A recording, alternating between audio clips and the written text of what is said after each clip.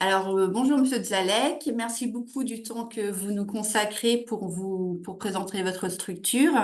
Quelle structure vous allez nous présenter aujourd'hui? Alors, aujourd'hui, je vais vous présenter l'ESAT, plus particulièrement, qui est rattaché à l'association ARCO, qui gère au total quatre structures différentes. Donc, un ESAT qui accompagne 123 personnes, et après, on a un foyer d'hébergement, un atelier de jour et un service d'accompagnement à la vie sociale. D'accord, ok. Voilà. Donc aujourd'hui, vous allez nous parler plus L'ESAT, particulièrement de l'ESAT, c'est ça? alors moi, je suis chef de service de l'ESAT et du service d'accompagnement. Après, plus particulièrement de l'ESAT, parce que c'est la plus grosse partie de l'association. Sachant que tous les services sont interconnectés, travaillent conjointement ensemble, que ce soit l'atelier de jour avec les AT, le foyer d'hébergement avec les AT, le foyer d'hébergement avec le SAVS. Enfin voilà, il y a des choses qui se passent entre les différentes structures, parce que une partie aussi des personnes qu'on accompagne est accompagnée par plusieurs établissements en même temps. D'accord. Donc, il y a forcément un travail de coopération qui se fait entre les différentes structures de l'établissement. D'accord. Voilà. Alors, du coup, votre structure, c'est Arco. Où est-ce que vous vous trouvez géographiquement? Alors, géographiquement, on se situe à Boïmont.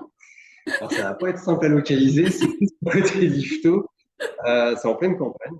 Donc, ça a ses avantages et ses inconvénients. Les avantages, c'est que c'est au calme. C'est qu'on a un bel espace, une belle surface. Ça a un intérêt autant pour le cadre de vie des personnes qui sont sur l'hébergement, mais aussi pour le cadre de travail, du coup, pour les personnes qui sont accompagnées par les AS. Et ça a ses contraintes parce que au niveau, euh, comment dire, c'est mal desservi, voilà, pour faire très simple. On a des lignes régionales qui passent, mais alors, coup de chance, ça correspond aux horaires auxquels les AT commencent. Il y a un car qui passe le soir pour ramener aussi les gens sur Yvetot, mais c'est pareil, c'est une ligne régionale. Donc, coup de chance, ça correspond aussi aux horaires de fin de la journée de travail. D'accord. Voilà. Vous intervenez sur quelle zone, du coup, uniquement sur Yvetot ou du coup vous accueillez des personnes bien au-delà de la zone d'Yvetot?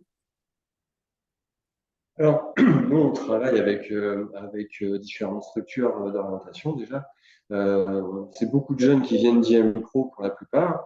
On n'a pas forcément de partenaires privilégiés, mais les gens peuvent très bien excusez-moi, venir de la région rouennaise, de la région du Havre, de Fécamp, de Dieppe, et puis après d'Yvetot aussi, même de l'Eure. On a des jeunes dernièrement qui sont arrivés d'un IM Pro j'ai plus le nom exact, mais qui est dans l'Eure, qui est basé dans l'Eure. D'accord.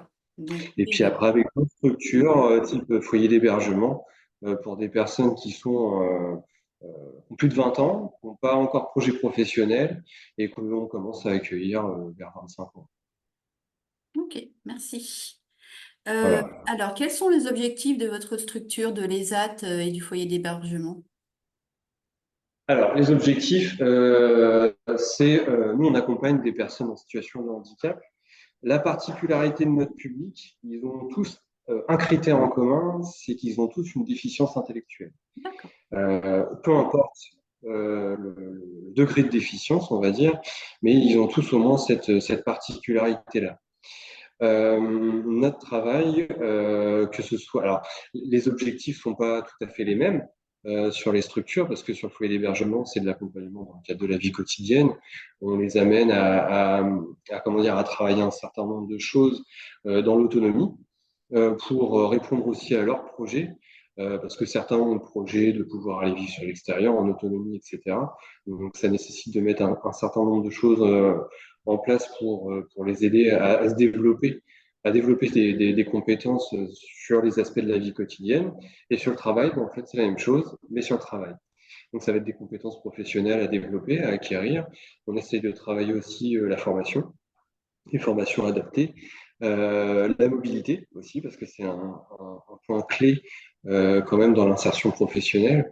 Donc, par exemple, on a développé tout un programme autour du permis de conduire C'est la première année qu'on le fait. On travaille avec une auto-école qui a développé tout un programme vraiment en lien avec la spécificité de notre public C'est pour leur super permettre intéressant. d'accéder à la formation permis. Et il y aura un deuxième volet l'année prochaine sur le véhicule sans permis. Voilà, c'est des petites choses comme ça qu'on essaye. C'est tout jeune. Moi, ça fait pas très longtemps que je suis là. Ça va faire 1 an et demi. Donc, c'est des choses qui commencent à voir le jour, qui sont encore sur des phases d'évaluation parce qu'elles sont jeunes, et puis qui vont s'enrichir au fil du temps par les apports que chacun aussi peut amener sur le terrain, les connaissances que chacun peut amener sur le terrain, et puis après la construction de partenariats avec des structures qui sont aussi partie prenante dans cette démarche-là. Voilà. D'accord. Quel type d'activités professionnelles sont présentes au sein des l'ESAT d'Arco? Alors sur les Atarco, nous, on a 7 pôles différents.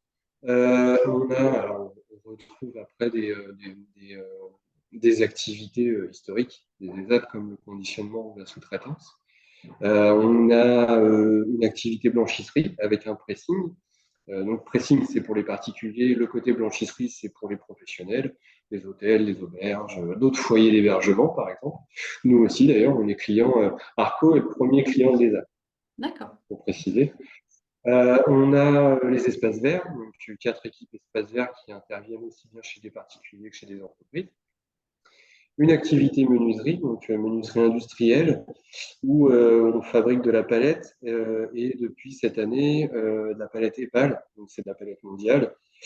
Et on est le premier ESAT à le faire en France. Donc c'est sympa quand même. Ça donne une autre valeur au travail, on va dire, pour les personnes qu'on accompagne. On a une activité en prestation de service sur une cuisine de collectivité. On a un pôle agricole. Donc le pôle agricole, il se découpe en plusieurs activités. On a une activité maraîchage pour essentiellement des légumes, une activité arboricole, donc pour des pommes, des poires, par exemple, et un magasin où on vend les produits qu'on transforme. D'accord. Donc en jus, en soupe, en confiture, et on vend aussi des produits d'autres ESAT de France, parce qu'on a des choses qui viennent du nord de la France ou du sud de la France, etc.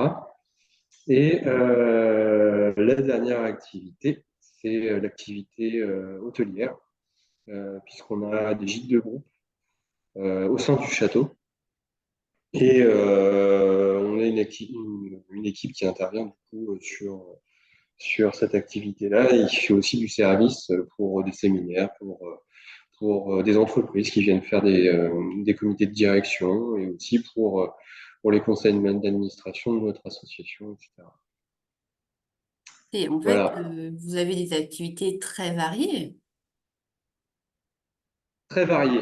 Très varié. On a à la fois de l'activité de production. Euh, on va la catégoriser comme ça, hein, même si la production est pas.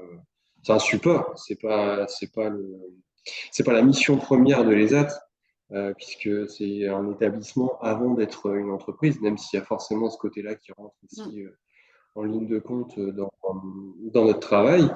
Et après, une activité qui est vraiment liée plus au service de façon très globale, service aux entreprises ou service aux particuliers. Donc oui, c'est assez large. C'est assez large. Et il y a d'autres choses aussi en perspective parce qu'on est sur la création d'une activité MHL, donc c'est maintenant c'est hygiène des locaux, pour assurer l'entretien des locaux, alors ménage, euh, sur notre site. Et puis après, une activité qui se développera en prestation de service aussi pour des clients professionnels, pour des entreprises ou pour des bailleurs sociaux, ce genre de choses. Ah oui, en fait, vous avez plein de projets et il y a beaucoup de choses qui se développent.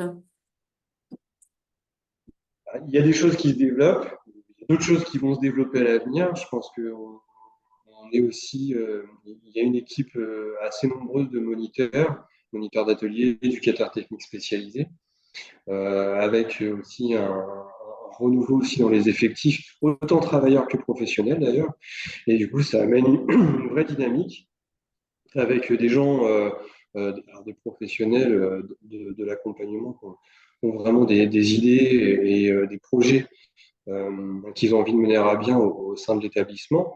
Et puis aussi des travailleurs qui nous poussent un peu à, à innover, on va dire ça comme ça, parce qu'il y a aussi une évolution du public qui fait que on ne peut pas rester dans des méthodes d'accompagnement qui peuvent dater parfois d'il y a 20, 30 ans, 40 ans, ou même il y a 10 ans, parce que les profils sont clairement différents et les projets des personnes sont différents de ceux d'avant. Si on prend l'exemple autant de l'ESAT que du foyer d'hébergement, on a des gens on sent aujourd'hui que leur volonté, c'est simplement d'être de passage. C'est-à-dire qu'ils ont besoin d'apprendre un certain nombre de choses. Donc nous, c'est à nous de mettre en place les supports nécessaires pour qu'ils puissent gagner en autonomie, autant sur le volet professionnel que sur le volet vie privée, vie quotidienne, pour qu'ensuite ils puissent partir dans de bonnes conditions, dans les meilleures conditions possibles. Et, on n'est plus dans des logiques où les gens s'installent, restent, parce que oui, ils sont aussi chez eux de toute façon quand même, peu importe le temps qu'ils restent, mais où avant on avait plutôt des populations qui allaient jusqu'à la retraite sur les AT. Mm. C'était leur projet, ils n'aspiraient pas à d'autres choses et ils partaient à la retraite en EHPAD ou en famille d'accueil ou ce genre de choses. Aujourd'hui, on sent bien qu'il y a des personnes de 20, 25 ans, même 30 ans, même parfois ce genre de projet émerge après 30 ans. Hein, il n'y a pas d'âge, il n'y a pas de chiffre précis, on va dire, sur cette donnée-là. Mais on sent bien que voilà, c'est quelque chose de très présent en termes de projet chez les nouveaux publics qui arrivent dans nos structures.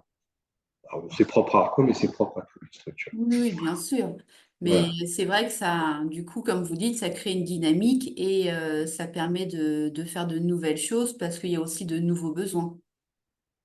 Oui, ouais, ouais. C'est un travail super intéressant. Hein. C'est même nous, hein, peu Mm. importe le poste qu'on peut avoir sur la structure, ça nous impose aussi de ne pas rester les deux pieds dans le même sabot. Et puis, bon voilà, on va être confronté à ça, ça, ça. Ça demande aussi parfois de- peut-être d'anticiper certaines choses, qui n'est pas forcément une donnée très aisée dans notre secteur, et puis qui n'est pas non plus extrêmement présente. Mais aujourd'hui, on a besoin vraiment de se poser, de réfléchir aussi avec d'autres établissements, et puis de s'appuyer. Il faut une vraie coopération en fait entre les centres de formation adaptés, les IMPRO, les ESAT, tout type de structure en fait qui accueillent des populations similaires pour qu'on puisse justement euh, vraiment coopérer, quoi. Et au sein des AT, ça représente beaucoup de travailleurs. Il y a beaucoup de travailleurs au sein des AT. On a 123 travailleurs. Pas tous à temps plein, je suppose. Alors, pas tous à temps plein. Alors, j'ai fait une erreur. On est à 123 ETP, ça c'est l'agrément qu'on a pour accompagner. Donc, normalement, on est censé tourner aux alentours de 130, 131 travailleurs. Euh, on n'y est pas toujours parce que parfois on fait aussi face à des absences à des absences pour des raisons diverses et variées. Hein. Et après, peu importe, on se doit de faire avec.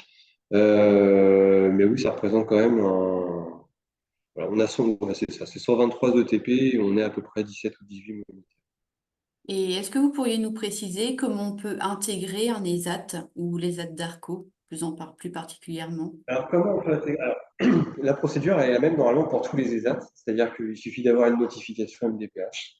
Bien que la donne va changer parce qu'il y a des choses qui sont dans les tuyaux pour que la MDPH s'appuie aussi sur France Travail pour les intégrations en ESAT à venir.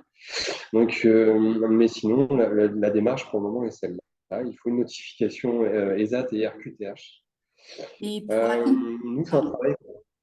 allez-y, Oh, allez-y. excusez-moi. Nous, c'est un travail qu'on essaye de mener aussi en amont avec d'autres structures. Donc, on fait des liens avec les IMPRO pour aussi préparer les intégrations. Et puis, faire en sorte que les orientations se fassent dans les meilleures conditions possibles. Et pour accompagner tous ces travailleurs, vous travaillez avec quel type de professionnels au sein de l'ESAT et du foyer d'hébergement? Alors sur les AT, on a donc des moniteurs d'atelier et des éducateurs techniques spécialisés. On a une chargée d'insertion professionnelle. Après, on a du personnel technique, parce que sur les AT, on a aussi une partie commerciale, donc on a des chauffeurs-livreurs, on a des lingères, et qui sont aussi en interaction avec les travailleurs. Donc ça, c'est l'essentiel des professions qu'on peut trouver sur la structure ESAT. Sur le foyer d'hébergement, sur l'atelier de jour et sur le service d'accompagnement à la vie sociale, c'est d'autres profils, parce qu'on va retrouver des éducateurs spécialisés, des moniteurs éducateurs. Sur le foyer d'hébergement, des AMP, des AES, accompagnement éducatif et social. C'est la nouvelle formulation pour aide médico-psychologique. Et sur le service d'accompagnement, Oui, oui, c'est vrai. Je réagissais effectivement, oui, c'est la nouvelle formulation. c'est ça. Et sur le service d'accompagnement à la vie sociale, qui accompagne aussi du coup des travailleurs ESAT, mais dans le cadre de leur vie quotidienne, on va trouver aussi des conseillères en économie sociale et familiale et une assistante sociale. D'accord. Ok. Euh, Après, on a aussi du personnel paramédical, puisqu'on a une psychologue à mi-temps sur l'ensemble de l'association. Donc, ça fait beaucoup de travail. Il y a aussi une infirmière, qui est une chance quand même. Ça aide pas mal pour pouvoir accompagner plus sur le volet médical. d'accord, ok. Donc, en termes d'accompagnement, si j'ai bien compris, il y a un accompagnement à la formation, à l'insertion, un accompagnement un peu plus global. Euh, Est-ce qu'il y a d'autres types d'accompagnement que l'ESAT peut proposer? Ou c'est essentiellement ça? C'est l'essentiel des accompagnements. C'est vraiment l'essentiel des accompagnements. Il y a de l'accompagnement qui se fait, ça c'est tous les jours, hein, dans l'activité de chaque atelier, parce que euh, ils doivent produire telle ou telle chose, etc., etc., etc. On n'a pas d'obligation de résultat, on a un ESAT. Donc, en fait, l'intérêt pour nous, c'est simplement de se retrouver à l'équipe. Donc, on n'a pas besoin de gagner de l'argent, mais on évite aussi d'en perdre, même si on est quand même toujours un peu sur la corde raide, hein. Et après, en effet, il y a d'autres accompagnements qui peuvent se faire sur du. On essaye de développer aussi tout un volet sur la qualité de vie au travail. Donc, typiquement, là, il y a quelques semaines, ouais, c'est ça, on a une monitrice d'atelier qui a pu proposer un temps de détente avec une action de découverte des bols tibétains. Je ne connaissais pas. Mais voilà, ça a permis aux travailleurs de son atelier de se poser, d'avoir un super sommeil, parce que le lendemain, ils sont revenus, ils ont dû super bien dormir.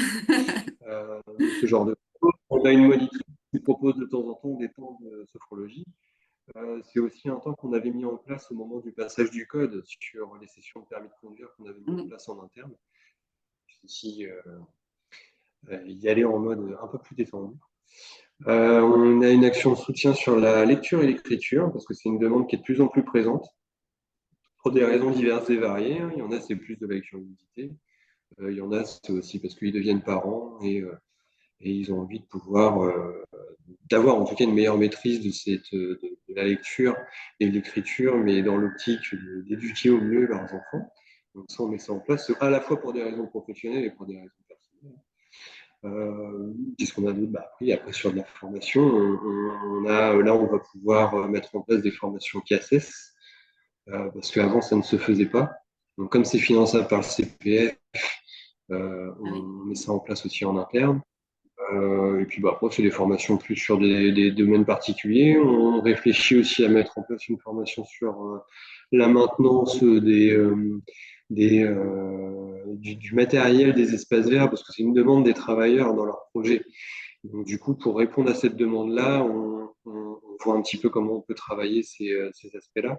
Et puis leur donner des vraies compétences derrière, parce que ça doit répondre aussi à une autre logique qui est de pouvoir faire des stages sur l'extérieur, en entreprise, etc. Donc, faut que ça ait du sens pour eux, pour nous, et aussi pour la structure d'accueil à l'avenir. Et on a vraiment des choses concrètes qui commencent à arriver sur ces points-là, et en particulier sur l'intégration vers le milieu ordinaire.